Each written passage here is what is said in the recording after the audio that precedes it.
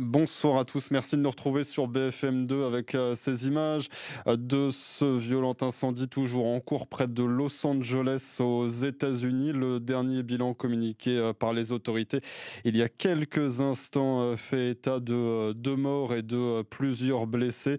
Environ 1000 bâtiments ont été détruits. C'est le dernier bilan dans le quartier de Pacific Palisades à Los Angeles. C'est bien plus de 2000 hectares qui ont brûlé et l'incendie grossit. Ce sont les dernières informations donc des autorités américaines. Et sur place à Los Angeles, on va retrouver un expatrié français habitant de Los Angeles depuis plusieurs années maintenant. Bonsoir Christophe Basset, merci d'être en direct avec nous sur BFM2. Racontez-nous, vous avez été Voilà. évacué, c'est ça, de votre habitation?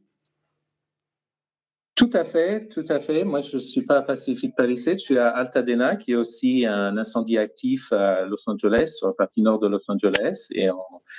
Euh, on a été évacué dès hier soir, d'ailleurs. Je suis dans un hôtel dans la région parce que le feu a pris dans les montagnes et on a de très violentes rafales de vent en ce moment depuis hier matin.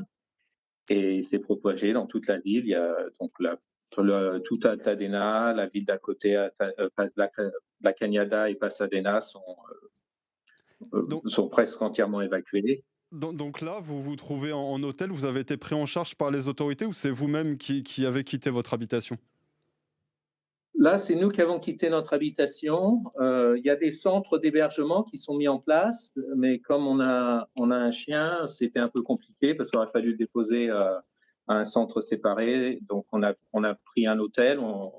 On a prévu, dès que ça s'est déclenché, vu la violence du vent, on a décidé d'évacuer tout de suite. Donc, on était dans les premiers à évacuer et ça nous a permis, il y avait encore de la place dans les hôtels. On a fait partie de ceux qui ont eu la chance de trouver une chambre d'hôtel. Vous avez des informations concernant votre habitation, votre quartier, de savoir là, désormais, à l'heure actuelle, dans quel état tout ça se trouve? Est-ce que les pompiers sont sur place? On a des informations. On a des informations. Il y a les groupes des quartiers qui communiquent beaucoup par Internet et on écoute les radios des pompiers qui sont.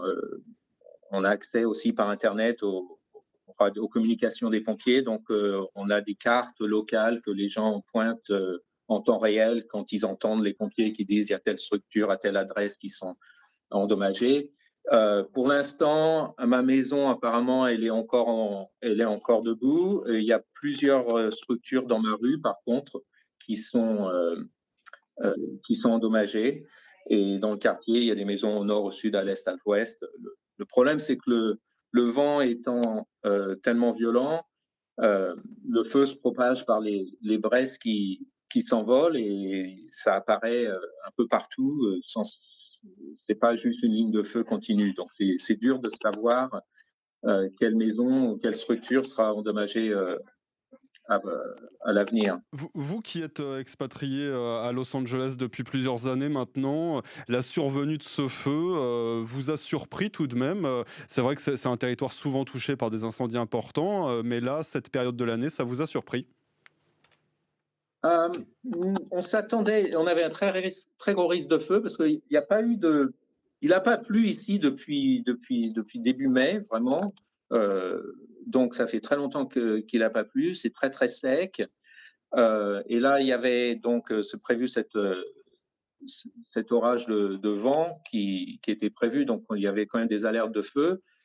Donc, c'était pas étonnant qu'il y ait un départ de feu. Par contre, ce qui était très surprenant, c'est la rapidité à laquelle ça s'est propagé.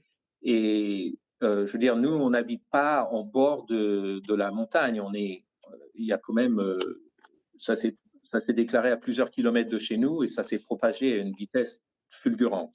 Et ça, ça fait près de 30 ans que j'habite à Los Angeles. J'ai déjà eu des incendies, mais jamais qui se sont propagés aussi rapidement. Jamais. C'était absolument fulgurant. Est-ce que justement vous vous posez la question de rester dans cette région qui est de plus en plus touchée, vous le disiez vous-même? Euh, c'est peut-être un peu tôt Oui. pour changer notre vie. On va déjà voir comment ça se passe dans les jours, les heures, les jours et les semaines qui viennent. Mais c'est vrai que je veux dire, moi, je travaille avec la NASA et je suis quand même touché par euh, tous les développements scientifiques Vous et voyez ce les changement changements climatique en climatiques et action, on quoi. voit ça tous les jours. Oui, Bah, bien sûr, bien sûr. Je veux dire, faut vraiment, faut vraiment vivre dans une cave pour pas voir ça en ce moment. Mais oui, voilà. Eh bien, écoutez, merci beaucoup à vous, Christophe Basset. Merci d'avoir été en direct avec nous sur BFM2 pour nous raconter cette situation et donc votre vécu. Évidemment, on va vous souhaiter tout le meilleur pour ces prochains jours en espérant que cet incendie soit maîtrisé dans les délais les plus brefs, évidemment. Et on rappelle ce dernier bilan donc communiqué par les autorités il y a quelques instants maintenant. Ce bilan qui fait état de 2 morts et de plusieurs blessés dans cet incendie aux portes de Los Angeles et d'environ 1 millier de bâtiments qui ont déjà été détruits dans cet incendie qui a parcouru plus de 2000 hectares. C'est ce que disent donc ces autorités. Le chef des pompiers du comté de Los Angeles qui s'est exprimé tout à l'heure devant la presse. On va suivre évidemment aussi ce développement sur BFM2. Merci de nous avoir suivis. Restez bien avec nous. Un nouveau direct à suivre dans quelques instants.